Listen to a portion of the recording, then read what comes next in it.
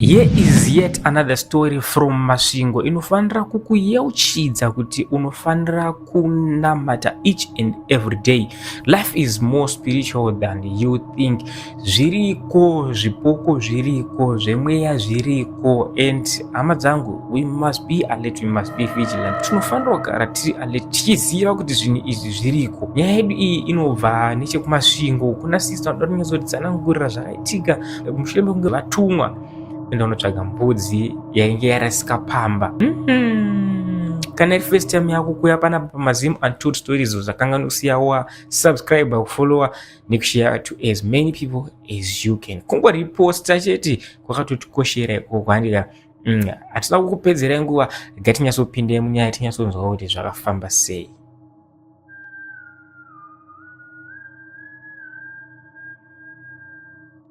Maakadii zvemukoma. Inini zita rangu ndinoitwa Privilege, ndakakurira kumasvingo. Ndakuudzaiwo nyaya yangu yakaitika kumasvingo mugore ra2011. Ndakanga ndiri mugrade 6. Saka pamba pedu tainge tichigara tanga tine mombe and then nembudzi. Saka takazoita imwe mbudzi yakanga ine zamu kana kuti yakanga yakazvitakura. So mama wangu vakabva vatiti kana mukaona mbudzi iyi, vanangu vakanyatsokutigarisa pasi vakati kana mukaona mbudzi iyi makudzoka kuchikoro mukaiona murodhi munouya nayo kumba pamunenge makudzoka kuchikoro. Saka sevanhu vaidzidza kumusha ndekwekungoti kana magrade ari kumusoro munobuda kuma4. So mbudzi iya takabva taiona munongoziva zvinoita chinhu chinenge chakazvitakura, chinongoita zvachinoda, chinongoita zvese zvese.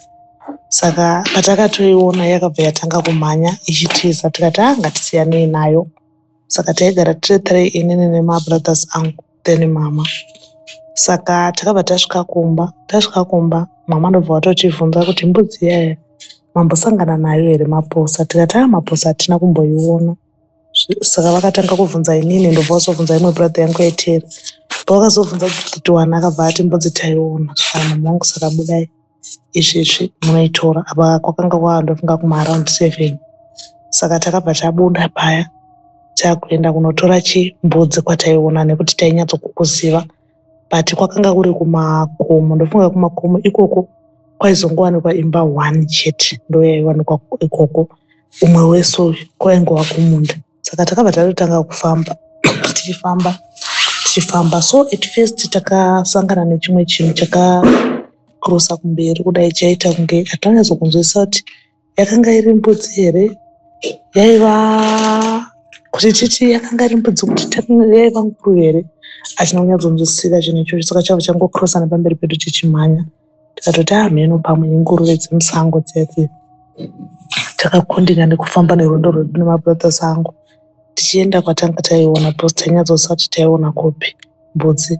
Saka ndokwataigondinya tichienda tazosvika manje pane umwe muti, so unonzi mutarara kune vanoziva kumasvingo, unoshandiswa kuvhenekesa muti. Saka iwe unoshandiswa kuvhenekesa kumusha kudhara.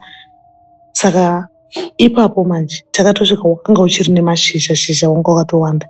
Saka patakadarika pamuti uya takabva taona kaya chitaitai mumuti. Inini ndindaifamba ndichicheuka because ndindakanga ndiri muhombe.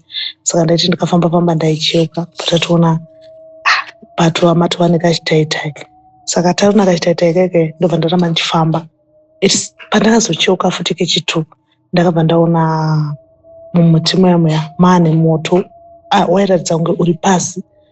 Moto uya unobikiswa wokubikisa uya nevanhu uya. Saka ndangoti ndofunga kudzimba dziri kuzasi uko mukicheni madhoo akafurwa. Saka kamuti kake kaingooneka. Then pechi3 muti wese wakazochena mukoma zvokuti waikwanisa kuona zvinhu zvese zvakanga zviri pasi. Waitoona kuti akakauswa kakachena kuti pasi pemuti uya kukamba pachena pese. Ipapo takabva tatanga kumhanya, takamhanya. Saka tichimhanya kudaro kusaidi, nekuti takanga tiri pane imwe rodhi kubva kwaita munda, koita imwe rodhi futi inenge iri kuseri. Takabva tachiona munhu aifamba. Munhu akanga akapfeka bhachi reblack, mazibhachi mahombe aya kune vakamboona Billionaires Club, mabhachi akanga akapfekwa nevanhu vaiva paBillionaires Club ndo zvanga zvakaita pachiroro, saka raita zvekupepereka so richitorwa nemhepo kudai pachiri. Saka pataimu yatakatanga kumhanya, munhu uya tamuona uko kwako 2 minutes akanga atova patiri 40 akuita saakude akucrossa nekuroti kwataienda because takanga taakumhanya tichienda kumba, imba yandambotaura dzimba dzesa dziri mugoma dzando kwatata kumhanya. Saka taideedzera tichiti gorutoto. Pama pataimhanyira pakanga pane masimbi hombe ainzi Shumba naNyango. Imba idzodzo dzanga dziri hombe, saka ndokwataimhanya tichienda ikoko. Ini ndakacrossa ndichinosvetuka ndichienda paruware, munhu uya achicrossawo kudai anaombotivhunza kuti chii chiri kuitika kana kuti zviri kufamba sei. Saka pamba paipai patakasvika, takabva tasvika takasvika tichiwira muimba kuti dziti rume dzakatotadza, dzakatopererwawo nekuti taimhanya. Ndobva tangosvika tichidonha pasi. Saka the moment yatakasvika tichidonha pasi takabva tanzi muchakarara pasi apa taibvunda nababa wepo pimba paya. Akaudza iri panapa ndo panotizira makoroshoto ndiani, simukai izvezvi munange kumba kwenu. Takasimudzira mukoma tikatanga kumhanya tichidzokera kumba. But zvinhu izvozvo zvandikangozvifunga kunyange nanhasi zvinotityisa because takanyatsokuona gorototo kutanga riri moto kwakutochinja kwakuita munhu. Saka nanhasi tinongovhunduka nazvo kungoti vakomana vanhu ngavasaramba zvavo kana zvichinzi makoroshoto anoonekwa kana kuti mulife munoitika zvimwe zvinhu zviri mysterious. Isu takasangana nazvo mukore ra2011. Aya munongonzwa dziri nyambo. Ndakazonzwa nemwe conversation anzi amatuke nyaya idzi avangambodziziva zvigori toto munozviziva here? Guys, zviriko zvinhu zvezvi and for your own information titori nawo vanhu kuti tinosangana nawo every day but amutombozive kuti vanhu ava these are not human beings.